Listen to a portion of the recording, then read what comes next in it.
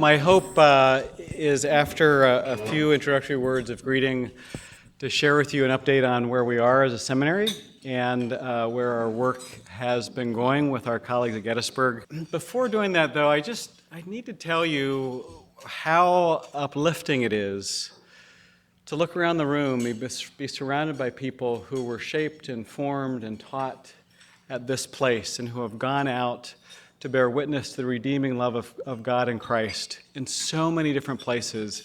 And to see you come back for a time of fellowship and memory and remembrance and worship, it is just so good for the spirit. We are, as you know, trying some pretty difficult things and in some challenged times, and your presence here, the stories you tell, the smiles you offer, the prayers you share, are such a blessing to us, to remind me of why we're here, why we do what we do, what we're called to do in supporting the training and forming of leaders and in supporting you and your ministries. So beyond and above anything else, just thank you for being here. Thank you for your support of the school. Thank you for your ministry in the world. Thank you for the myriad ways in which you witness to God's love for the world in Christ. Often when you hear State of the State or State of the Union, the person making the address starts out with, the President, the State of the Union is wonderful. Because no president wants to get up of any institution and say the State of the Union is dismal. So I'm going to avoid that kind of pronouncement because I usually don't trust them when I'm where you are listening to what someone says. Instead, I'm going to tell you a narrative, tell you a story about the journey we've been on and where we imagine ourselves going, and to divide that into 5 parts. So I want to first tell a little bit about how it was when what brought us to the place that we're at now. And what introduced us or got us thinking about this work that we're now carrying out with our colleagues at Gettysburg. A quick snapshot. I've tried to look back 20, 25, 30 years or so to get a kind of a longer view of the financial challenges and situation in the seminary. And as far as I can tell, it was the year 2000 where this school ran its first operational deficit. And so as a snapshot, at about that time in 2000, the school had a cash endowment of approximately $30 million and no debt. And when I came in the fall of 2014, we were operating with a cash endowment of $6 million and $15 million of debt. That's a tremendous change of fortune, which prompted that question, did they tell you? And it's the question I get almost everywhere when people hear the situation. Did they tell you the truth? And my answer is always absolutely. The process had a lot of integrity. People filled me in.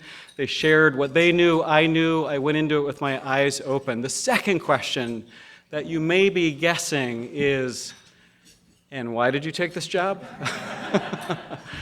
And the answer from day one is the same. It's because the 4 years I spent as a student here were the 4 most important educational years of my life. The experience I had was absolutely transformative. Nothing before in college, nothing after in graduate school at Princeton, nothing touched me the way these years had. And if there was any way I could give something back to the school that had so profoundly shaped and formed me, then I was eager to do that. But that's kind of the challenge. And so I spent that first year here thinking long and hard about turnaround plans and recoveries and spending time with finance people and building budgets. And I think although I knew the challenges of the school coming in, it took me about a year to recognize how intractable some of them are or were.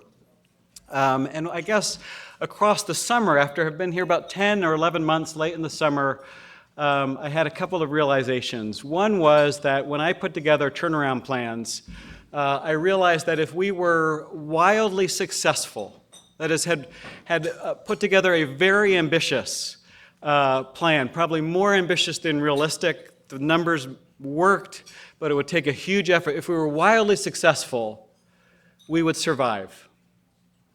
If we were wildly successful, we would survive. And the first realization I had that summer was, finally, the Church of Jesus Christ deserves more from its seminaries than mere survival. We need a strong and vibrant witness at this place, and forming leaders prepared to go out and offer that witness to the world. The second recognition I had was that I realized I had been kind of trapped in some of my own assumptions that I hadn't even realized were assumptions. A lot of that first year was spent in conversations with colleagues at Gettysburg, often around trying to find ways to cooperate, small to kind of medium-sized ways that we could cooperate with shared staff or faculty or programs.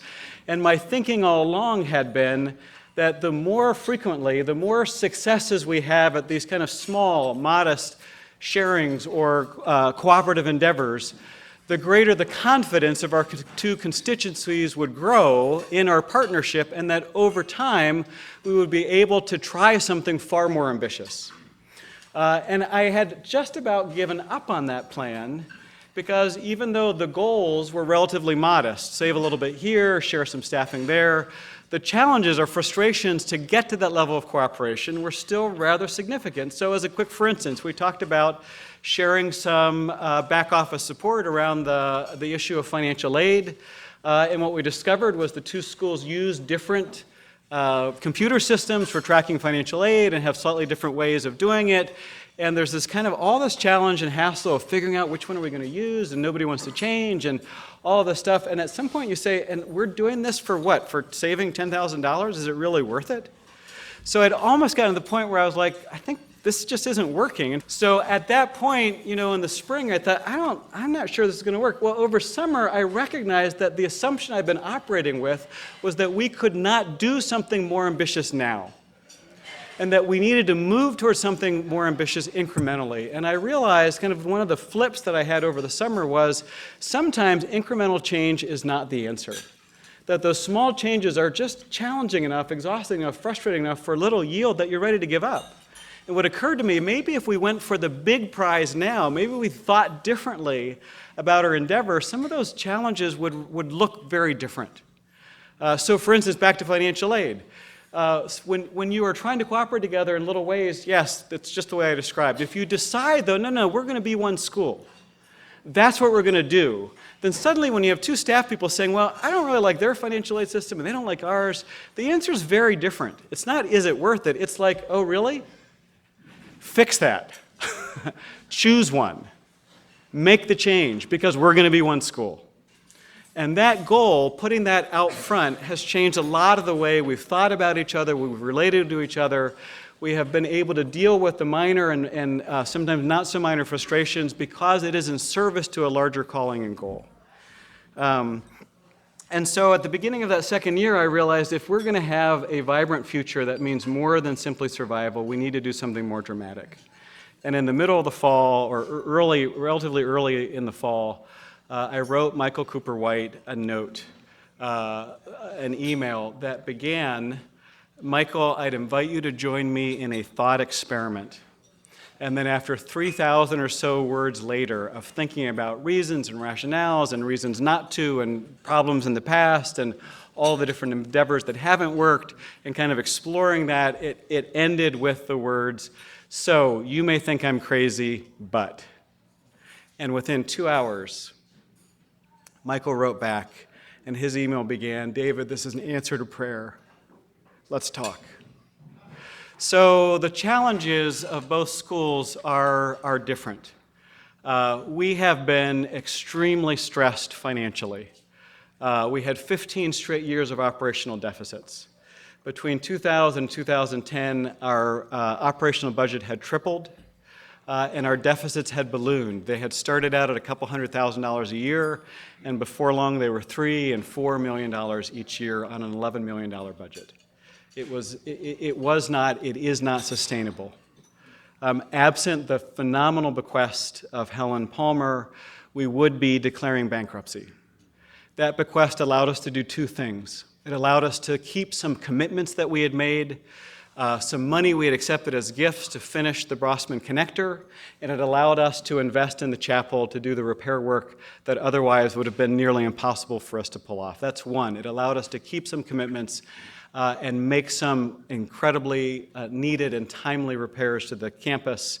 The second thing is it gave us a few more years to figure out a more viable, hopeful path forward.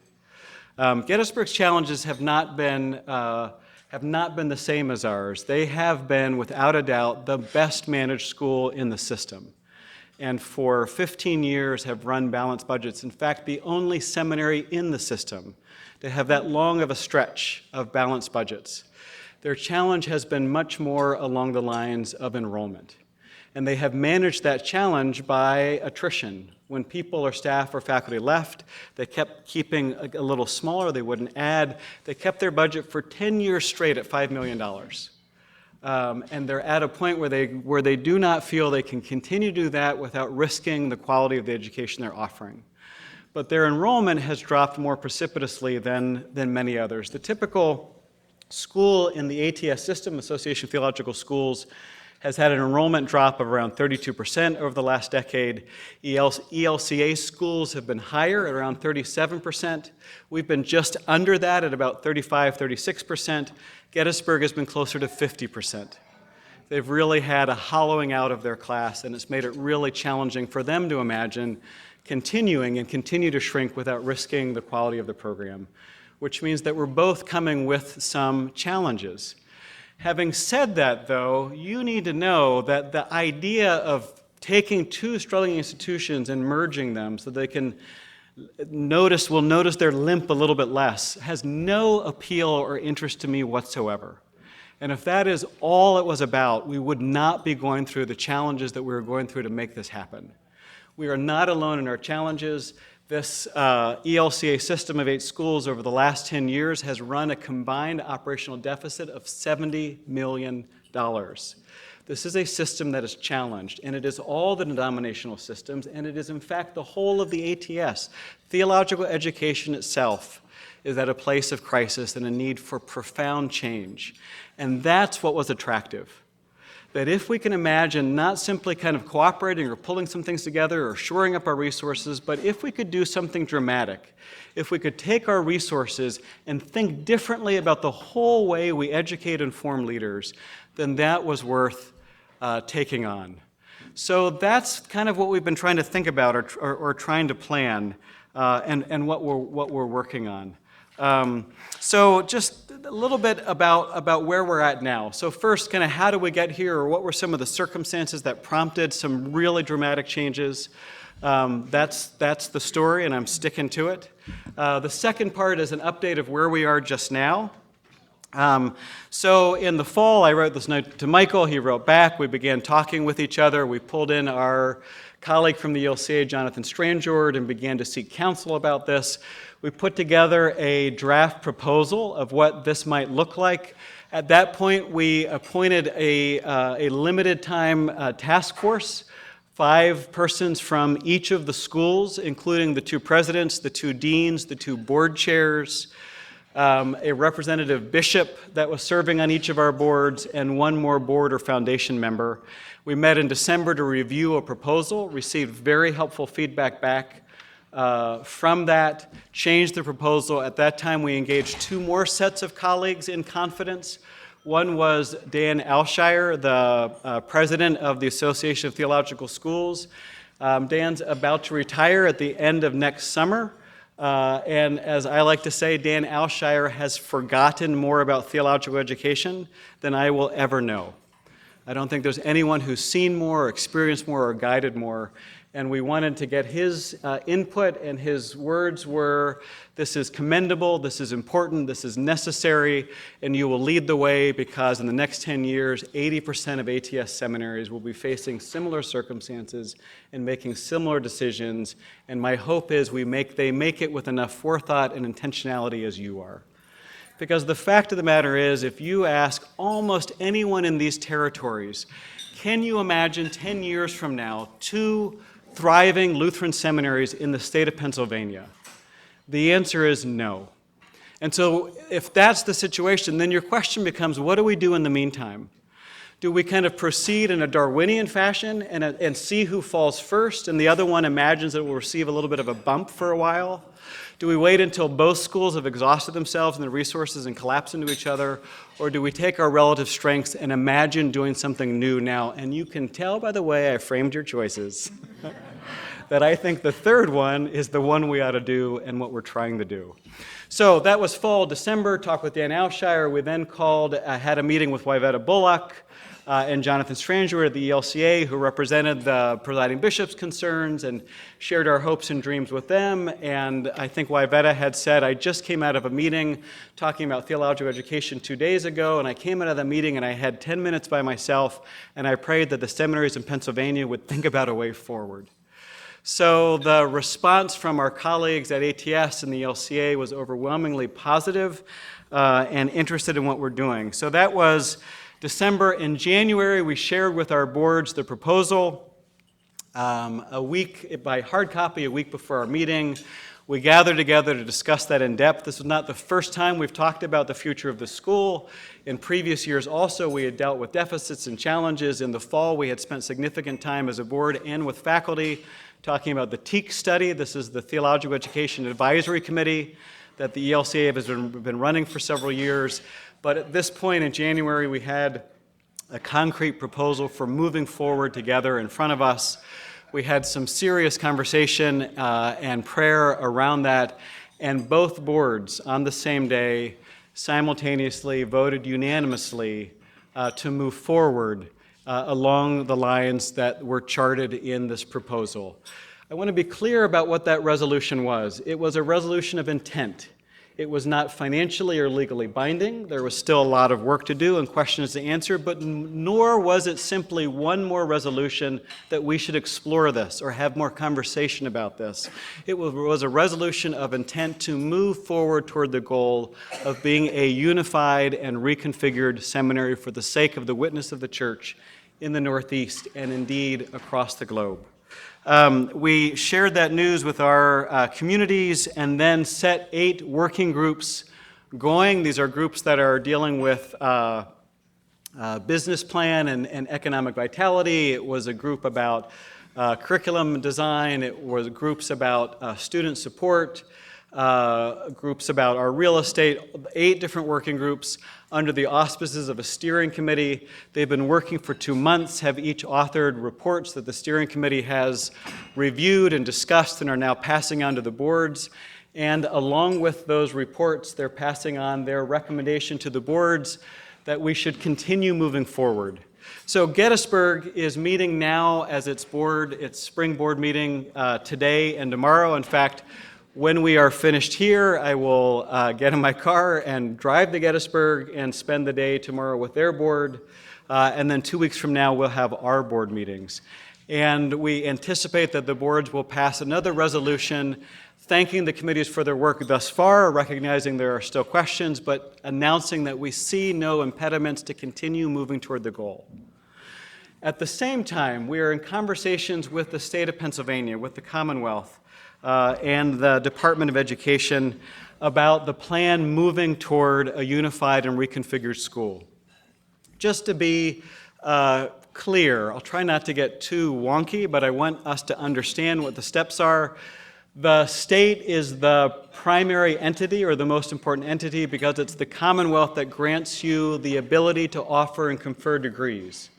And so we have each been licensed by the state to do that. And we need to move forward in a way that does not trigger any reconsideration or imaginations by the state that we need to go through a new process of licensure, which would be extended and prolonged and then delay accreditation. You are accredited once you have the authority to grant degrees by the state. And so what our accreditors and the state has told us that our plan is salutary and that it's doable and that our timetable with hope for opening next summer or reopening or however we imagine that is realistic and that we are on schedule. But we are at a place where the state is in conversation with us, and particularly with our council, about what of the myriad possibilities of reconfiguring a school seems best to them. and we will ultimately follow the state's lead. That is, there are a variety of ways to talk about this. We had early on talked about 2 schools closing in order to open a new school, and the state kind of backed away from that, or suggested we back away from that, because that sounded a little bit too much like something that would trigger a relicensing process. But there is the possibility of consolidation, of merger, of acquisition, of one school closing and moving into another. And the state right now is in conversation with us and with our council particularly, and thinking about what is the process that is most advantageous for us in terms of getting to our goals of reimagining theological education, but also satisfies their concerns. We have come to some level of oral understanding that everything's worked out, but we are working now on a memorandum that describes the process by which we'll move forward, and the state will then review that and okay the process. They will not immediately approve this plan. They will give the green light to the process forward. Only when that happens can the boards then vote officially to move the next step forward and start that process. When the state gives the green light to the process, then we can also simultaneously begin our work with our accreditors. And both of our accreditors, Middle States and ATS, have also been affirming of the goal, of the desire, and have thought that our timetable is realistic and doable, and have offered and promised their support. So we feel confident in our relationships both with the state and the accreditors. So we're imagining that the state will make that decision, sign off on the process sometime in late May or early June, at which time the 2 boards will be coming together simultaneously to have independent meetings, although I suspect on the same territory, so we can also have the boards get to know each other a little bit better, to then officially recognize the work and commence the process leading to a unified, reconfigured school. All right, one more thing on that. One of the questions I hear often is, what about the campuses? I'll say very briefly that for now, the plan is, at least in the short run, to continue to have a presence on each of the campuses. There are 2 significant reasons for that decision and 2 conditions that need to be met to make it successful. The 2 reasons are, one, Gettysburg recently completed a Civil War museum. If you haven't seen it yet, it is so worth going to. It looks not only at the role of the seminary in the Civil War battle itself, but also takes a really interesting and critical view of the church and the confessions of the church and the readings of Scripture that led to this division of the church around slavery. And it's particularly interesting in light of the recurring challenges the church faces with issues of racism. So if you haven't been there, be there.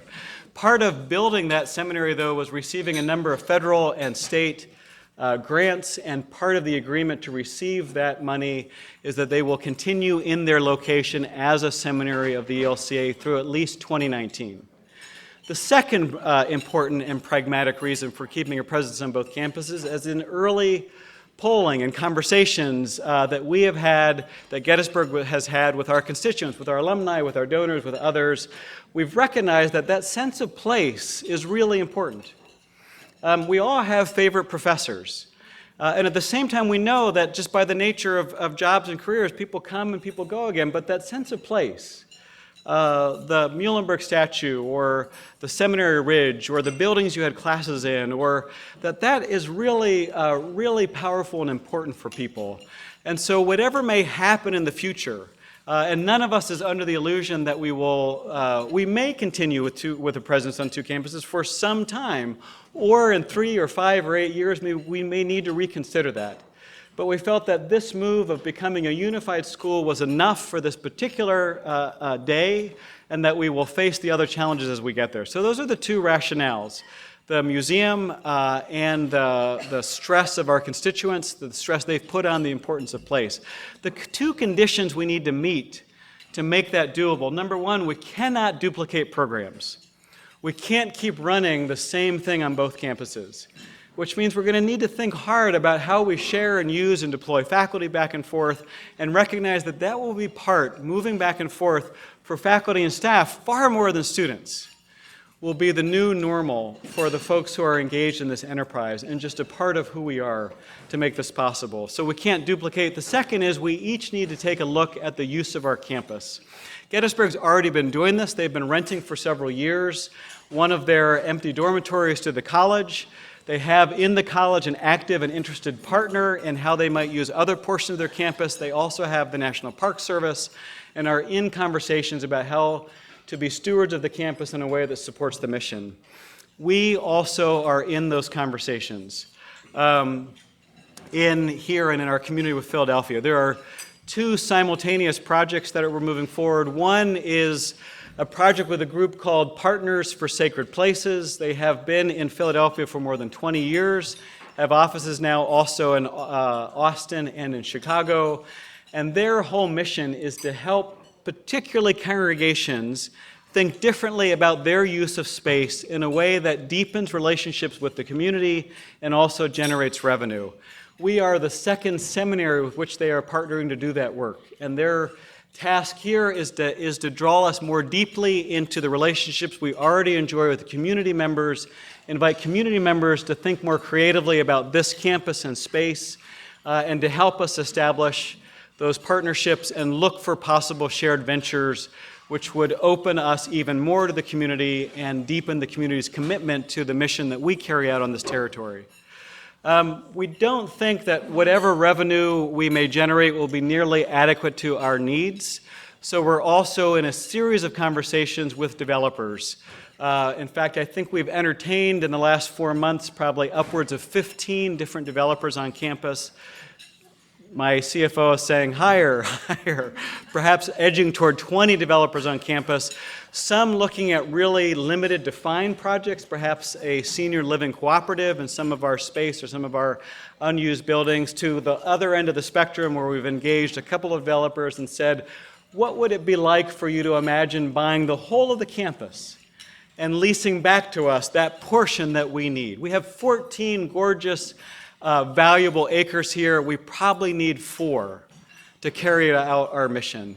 And so the question has been, and this isn't new with me, my predecessor and others have worked these questions, how can we literally put the periphery of the campus to work to serve its core and its core mission?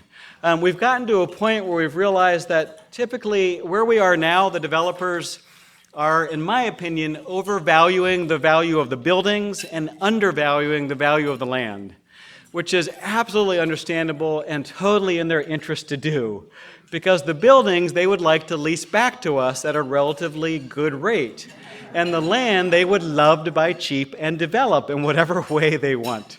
So we've gotten to a point in this conversation where we recognize we're about at the limit of our competence without engaging some more expert help. And so we have in the last week or two finalized 2 sets of arrangements. One, we looked at several developers, received proposals from several developers who work at the level of commercial real estate and development. One was a very local firm here in Mount Airy that we've worked with before. One was a national firm with offices all over the country. Another was a Philadelphia-based firm that also has offices other places, but has done work with Temple and Drexel and Penn, and that's the group we're moving toward engaging because we appreciate their experience with higher education and their understanding that they need to marry getting the greatest financial advantage that you can in a way that furthers and enhances the educational mission with which you've been entrusted. At the same time, we've realized we also need help in thinking about the zoning situation we're in. The zoning of this campus happened in bits and pieces and sputters and spurts over the last century. And it was not zoned for kind of a 21st century imagination of its use. And we're thinking that part of the reason for the relatively low levels, we received in the last week 2 proposals from the developers that we asked about, the whole of the campus. The high of those 2 was a little over $12 million, with a lease back of about $700,000. That would barely pay off our debt. And leave us with a fairly high carrying number in terms of leasing back the property we need. And what we've realized, or what we've been told, is that part of the issue is that we're not zoned for a developer, and so the developer has a very good argument by saying, look, we don't even know if we'll be able to get this zone. We're taking a huge risk And that's part of why we're not offering you more. So we'll be working with an architect to come in and think about a variety of possible and mixed uses for the campus, and then have engaged an attorney who was not only a prosecutor and served on the zoning commission at one time, but also was a deputy mayor of Philadelphia and knows how to get things done. So we've been told, and I think there's good reason by looking at other examples to believe this, that if we rezone and make ourselves more attractive, we could imagine increasing our value by 2 to 3 times when we come back again. So the work of the summer, this is kind of parallel to our work with the state and accreditors. The work of the summer is to get that architect in June, to begin the zoning process in July or August, to have that done by the end of the calendar year, and then in the spring go back to entertain bids from developers, again, from small discrete projects to much broader imagining, and see what we can do. My hope is that we can find a way to have a return in the use of our campus so that we can pay off our debt, replenish some of our endowment to the point that we can more easily afford whether it's maintaining a building or leasing it back. And we'll know a lot more 12 months from now. So if you think this was interesting, come back next year. We may have even more to talk about. So, okay, so that's second where we're at. I promise not all of these 5 parts are quite as long. 3, I do want to spend a little bit of time on what we're trying to accomplish. Again, pulling together 2 struggling institutions is not interesting to me, and it's not worth, frankly, the work and going through hell and high water to make it happen. So there are a couple things we're really trying or aiming for and hoping for, and I would name them as 3 in particular.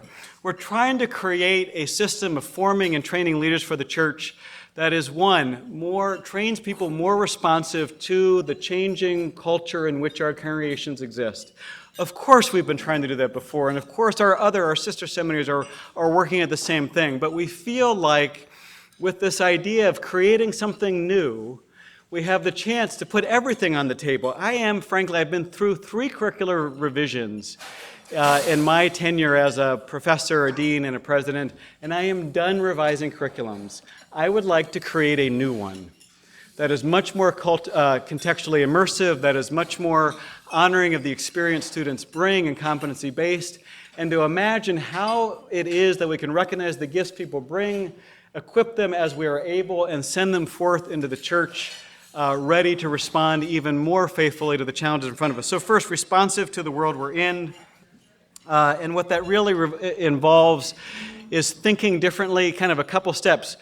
Number 1, this culture is no longer invested in congregational participation, and we just need to recognize that. And for a century, we created congregations that were spiritual destinations. They were places to which people who the culture had already formed with the desire to go to church could go to be inspired in their faith. So we need to recognize the culture is not there anymore. They are not hostile to the faith, they are indifferent.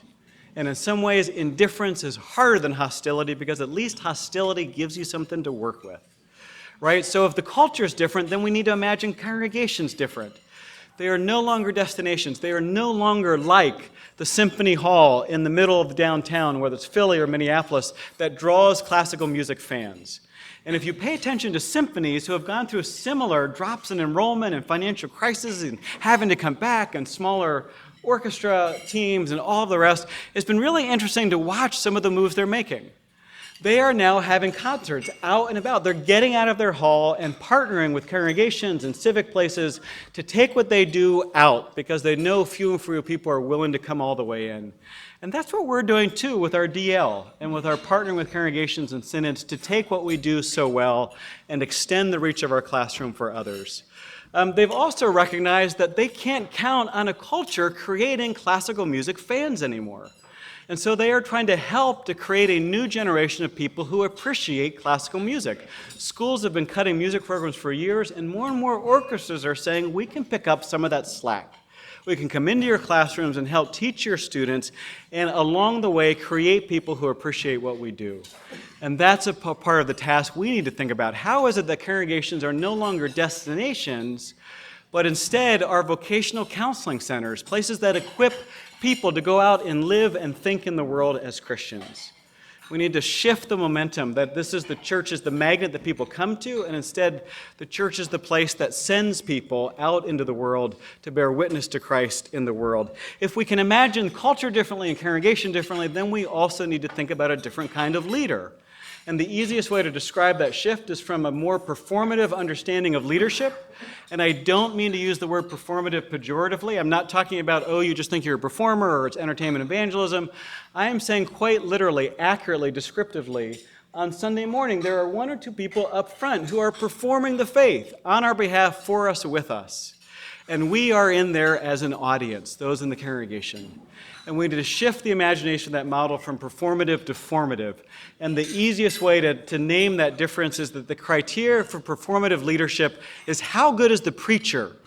How good is the pastor at preaching and teaching and praying and offering pastoral care?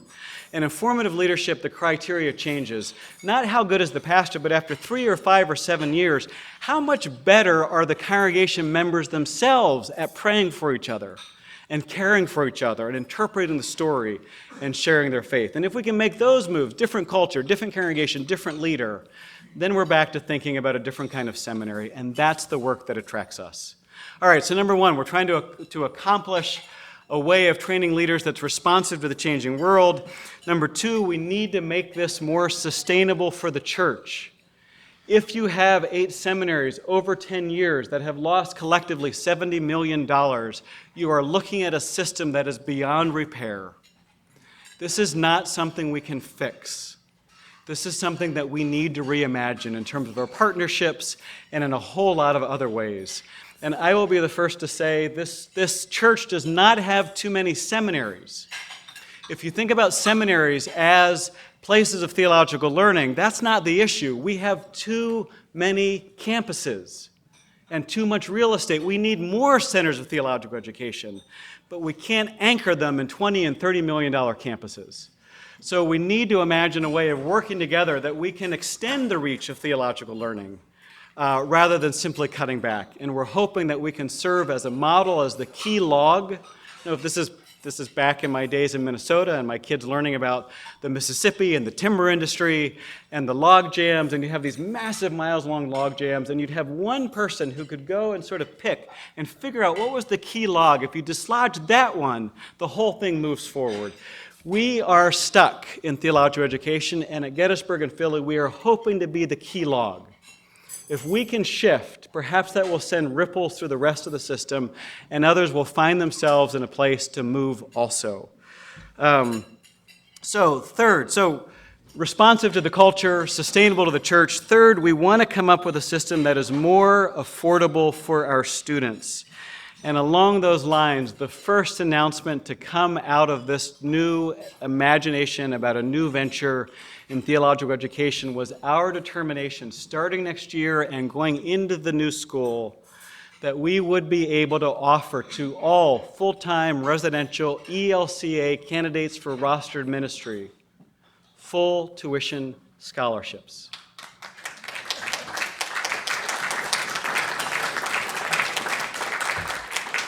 This is a huge endeavor. We will depend on the faithfulness and the generosity and the support of our congregations to help us make it possible. I want to say a little bit about why. One, we have talked in this church for 15 years about reducing the level of student debt. And it's only in the last 3 or 4 that we've begun to see it taper off. We have not yet turned the corner, but at least it is no longer growing, and it is time for someone to do something about it, and we want to be the ones to lead the way and model to the church. Now, when people have sometimes asked me, oh, you know, a great goal, but why are you doing this? Shouldn't students have some skin in the game? And my answer back is they do have skin in the game because they're spending years of their life studying to become ministers, leaders in the church and in the world.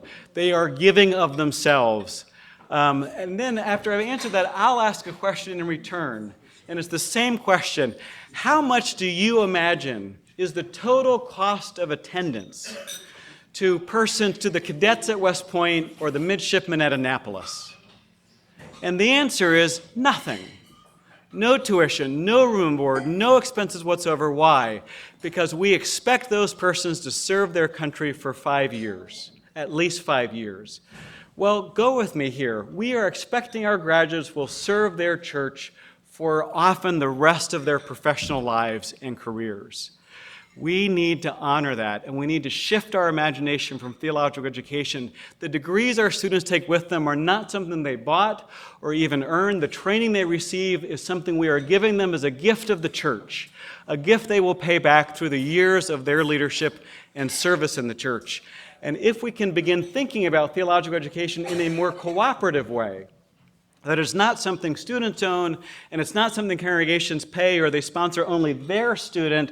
Rather, we're inviting them to make an investment in the future leadership of the church.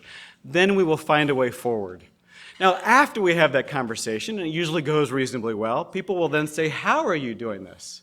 Particularly you, LTSP, how are you doing this? And the answer is really twofold.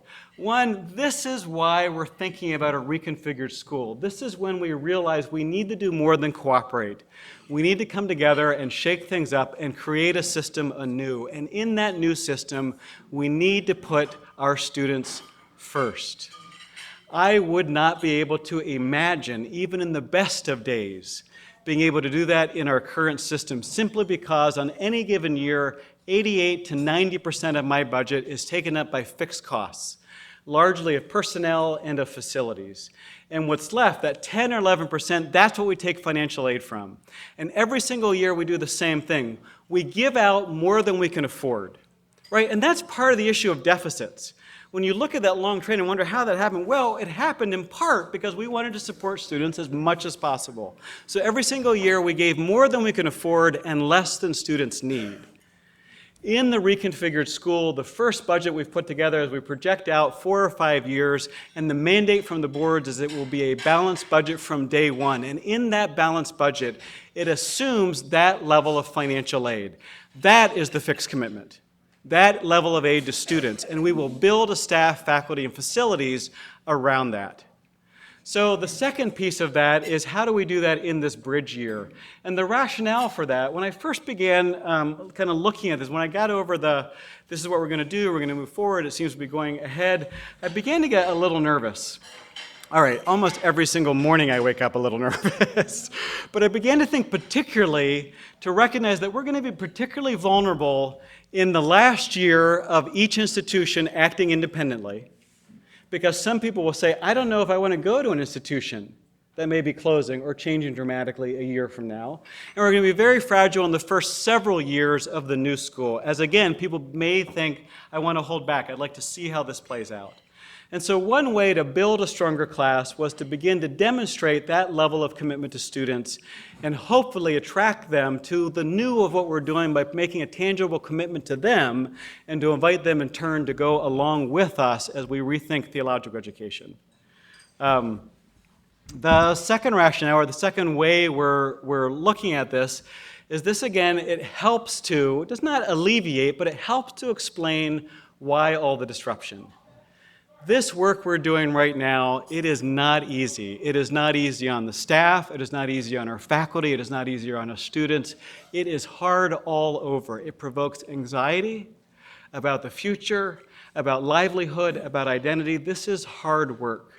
And part of our reason for doing that is to be able to say, yes, we can imagine it being worth it if we're able to create a system where students are able to go through not only with the level of education we've always guaranteed our students, but also with the freedom to serve where the church needs them because they are not so overburdened by debt. So in the coming year, we have committed ourselves to use some of the, I hesitate to use the word reserves or surplus. It's difficult to say that when you're still running $1 million or more deficit. But in fact, we're more than $300,000 ahead of goal this year in our deficit reduction, and we're taking a portion of that to make sure that the students coming in will enjoy the full scholarships next year, and that our students who are currently here will receive the same level of aid. Our determination is that no one is left behind. Now, one of the reasons we're able to do that is because over the last 10 years, the number of that category of student, remember this is full-time, residential ELCA candidates for rostered ministry, that pool has shrunk. At the same time, the number of scholarships available, and this is particularly the work for Fund for Leaders. Again, if you do not know about that program, get to know about that program and commit yourself to it. It is a tremendous goal of raising enough money that everyone can receive an education tuition-free. Scholarships like Fund for Leaders on the national level, scholarships like the ones we have for the Southeast Penn Synod, the Haneke Fund at Metro New York, other synodical scholarships during that same time have grown. And so it's not like we're going from 0 to 100. We are already at the level for those students of about any given year 60 to 75% of that. And when I first kind of floated this idea, which I thought was a crazy idea, and I expected two people in particular to push back hard. One was my partner, Michael Cooper White, because Michael has been just diligent on managing the cost of a seminary like no one else, peerless. And when I pitched this idea to Michael in that kind of voice, Michael, what do you think about? That kind of hesitant. Michael said, we can do that. And then I pitched the idea to the person I pay to tell me no, our CFO. And he said, we can do that. And I thought, I think this idea has legs.